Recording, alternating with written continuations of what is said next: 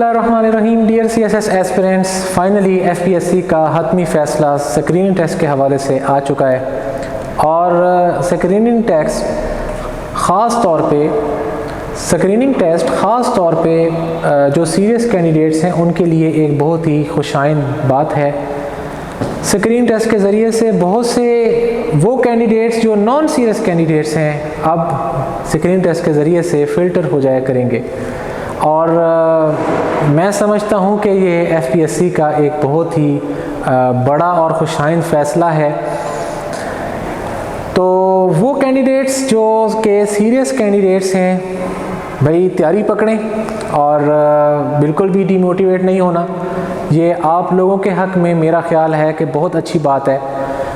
कुछ कैंडिडेट्स हैं या कुछ ऐसे एस्पिरेंट्स हैं मैं समझता हूँ कि वो बहुत ही उनकी अच्छी तैयारी है, लेकिन इस फ़ैसले के बाद वो ज़रा थोड़ा सा पैनिक हो गए हैं। तो भाई डियर CSS एस्पिरेंट्स, वो स्टूडेंट्स, वो कैंडिडेट्स जो कि सीरियस कैंडिडेट्स हैं, मैं आपको यकीन दिलाता हूँ कि आप हिम्मत करें, हौसला नहीं छोड़ना, अपना हौसला बढ़ाएं और तैयारी बढ़ाएं, अपनी तैयारी में स्पीड लेकर आएँ।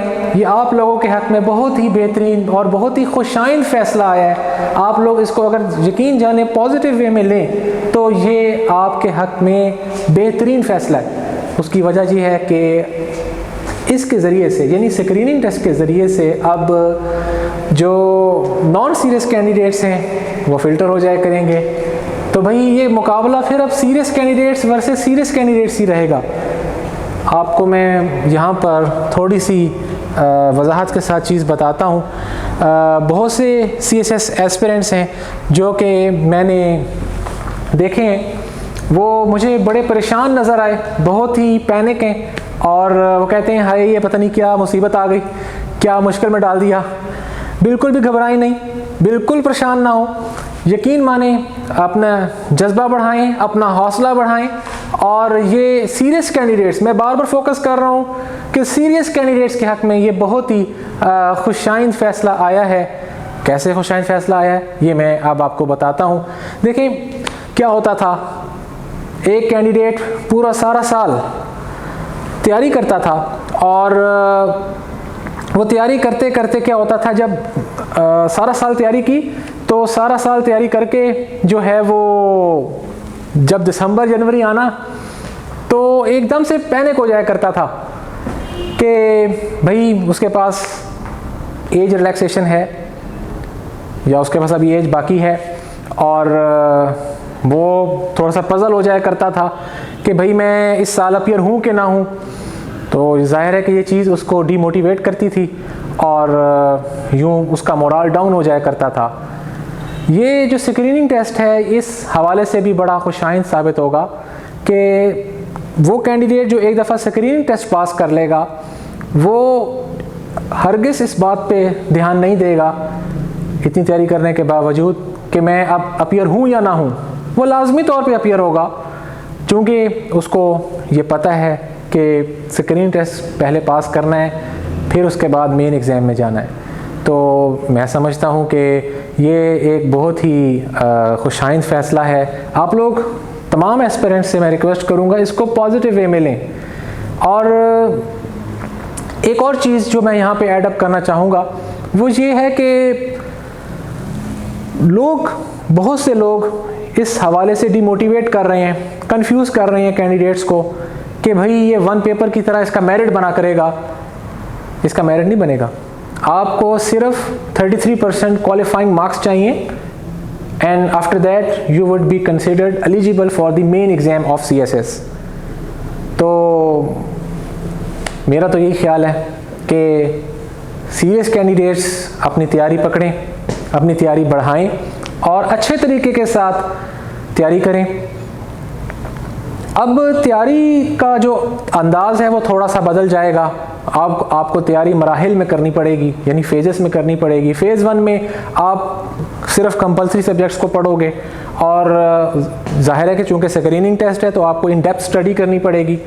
तो ये आपके लिए मेन एग्ज़ाम के लिए बहुत खुशाइन बात होगी कि सबसे पहले आपने अपने कंपलसरी सब्जेक्ट्स को जो है वो स्क्रीनिंग टेस्ट के लिए पढ़ा, और आफ्टर दैट जब आप दोबारा से अपने मेन एग्ज़ाम में जाओगे, वो कैंडिडेट्स जो क्वालिफाई कर जाएंगे वो जब अपने मेन एग्ज़ाम में जाएंगे तो दोबारा से कंपलसरी एग्ज़ाम्स को एक दफ़ा पढ़ेंगे। तो इस तरह से उनकी 2 दफ़ा जो है वो कंपलसरी सब्जेक्ट्स की फुल फ्लेज प्रेपरेशन होगी। फिर उसके बाद वो ऑप्शंस को तैयार करेंगे।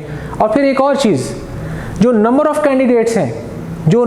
कैंडिडेट्स हैं CSS के अंदर, वो अब जाहिर है कि फ़िल्टर होकर कम हो जाएंगे, तो एग्ज़ामिनर के ऊपर भी बर्डन कम हो जाएगा और एग्ज़ामिनर भी एक कंफर्टेबल तरीके के साथ पेपर मार्किंग कर सकेंगे।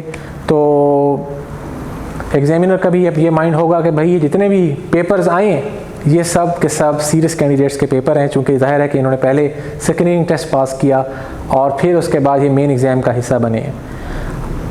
मैं अगर आपको दुनिया की मिसालें दूँ तो दुनिया के बहुत से ऐसे ममालिक हैं, और ख़ास तौर पे थर्ड वर्ल्ड कंट्रीज़ जो हमारे अमूमन सार्क कंट्रीज़ भी कहलाते हैं, बहुत से ममालिक के अंदर जब सिविल सर्विसेज का एग्ज़ाम की बात आती है तो ज़ाहिर है कि जो सार्क कंट्रीज़ हैं उनकी आबादी भी काफ़ी हद तक ज़्यादा है, बेरोज़गारी भी बहुत है, और चूँकि नंबर ऑफ़ कैंडिडेट्स जो हैं पॉपुलेशन उनकी ज़्यादा है, तो इस हवाले से बहुत से जो हुकूमतें हैं सार्क कंट्रीज़ की, उन्होंने ये इक़दामात उठाए हैं। लाइक इंडिया की मिसाल ले लेते हैं, यूनियन पब्लिक सर्विस कमीशन जो है UPSC, वहाँ पर भी स्क्रीनिंग टेस्ट का रवाज पाया जाता है। और आप देखें कि वो किस तरह से कैंडिडेट साल हर साल जो है वो स्क्रीनिंग टेस्ट की तैयारी करके जब मेन एग्ज़ाम की तरफ जाते हैं तो कैंडिडेट बहुत ज़्यादा कॉन्फिडेंट होता है, कैंडिडेट अपने ऊपर एतमाद करता है। यहाँ पर प्रॉब्लम ये आ रहा था कि यहाँ पर बच्चों की बेसिक्स क्लियर नहीं थी। इंग्लिश की बात कर लें, GK की बात कर लें, कंपल्सरी सब्जेक्ट्स की बात कर लें, बच्चों की बेसिक्स क्लियर ही नहीं, और वो अब तैयारी कर रहे हैं जी प्रॉपर तरीके के साथ तमाम सब्जेक्ट्स की। तो वो तो एक नेक्स्ट स्टेप है, जब आपकी बेसिक्स ही क्लियर नहीं है तो उससे पहले ये कैसे सोचा जा सकता है कि आप प्रॉपर तरीके के साथ जो है वो एनालिसिस की तरफ जा सकते हैं। तो मेरा ख़्याल है कि ये एक बहुत अच्छा फ़ैसला है। इसलिए मैं तो जितने भी सीरियस स्टूडेंट्स हैं उनको यही सजेस्ट करूंगा और उनसे रिक्वेस्ट भी करूंगा और उनको हाईली मोटिवेट भी करूंगा कि भाई आप लोग बिल्कुल ना घबराएं, आप तैयारी पकड़ें। बहुत खुशाइंद फ़ैसला है। पहले आप फरवरी तक अपने 6 कंपल्सरी सब्जेक्ट्स को बहुत अच्छे से तैयार करेंगे और उसके बाद फिर आपके पास दोबारा वक्त होगा, और आई होप सो ये मई में जाकर एग्ज़ाम हो रहा है जो कि आपका मेन CSS का एग्ज़ाम होगा। तो लिहाजा वो तमाम कैंडिडेट्स जो सीरियस कैंडिडेट्स हैं और वाकई ये ख्वाहिश रखते हैं कि they want to be CSP, तो अब उनके जो नंबर ऑफ़ चांसेस हैं, उनका पासिंग जो परसेंटेज रेशो है, मेरा ख़्याल है वो अब बढ़ जाएगी। और अब चलें थोड़ा सा आगे चलते हैं और बात कर लेते हैं कि ये पेपर कैसे होगा कंडक्ट, कौन कौन से सब्जेक्ट्स इसमें शामिल किए जाएंगे। सबसे पहली बात कि ये जो पेपर होगा ये MCQs बेस्ड होगा, और इसमें जो सब्जेक्ट्स आएंगे वो आपके CSS के सिर्फ कंपल्सरी सब्जेक्ट्स में से एग्ज़ाम कंडक्ट किया जाएगा। ये एग्ज़ाम 200 मार्क्स का होगा जो स्क्रीनिंग टेस्ट कहलाता है।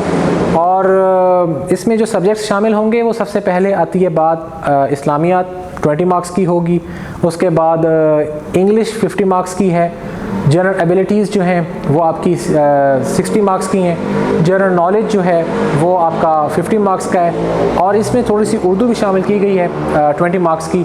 तो ये आपका थोड़ा सा एक स्केच जो है, एक रफ सा मैं आपको बता रहा हूँ, आपने इसको तैयार करना है। तैयारी क्या करनी है इंशाल्लाह मैं अपनी नेक्स्ट वीडियो में आपको इस हवाले से प्रॉपर एक ब्रीफिंग दूंगा, आपने उसको थोड़ा सा ज़रा फॉलो करना है इंशाल्लाह, तो आपको अंदाज़ा हो जाएगा तैयारी किस लेवल की और कहाँ से की जाए। तो मैं उम्मीद करता हूँ कि आप लोग मेरी बात समझ रहे होंगे, और काफ़ी हद तक अब आप लोग ख़ास तौर पे जो सीरियस कैंडिडेट्स डीमोटिवेट हो गए थे वो अब दोबारा से अपना जो जज्बा है वो बहाल कर पाएंगे। ये एग्ज़ाम जज्बे के बगैर नहीं जीता जा सकता, ये एग्ज़ाम जज्बे के बगैर आप अपनी मंजिल को नहीं पहुंच सकते। लिहाजा कीप योर स्पिरिट्स अप, इंशाल्लाह we will meet in next lecture. Thank you very much.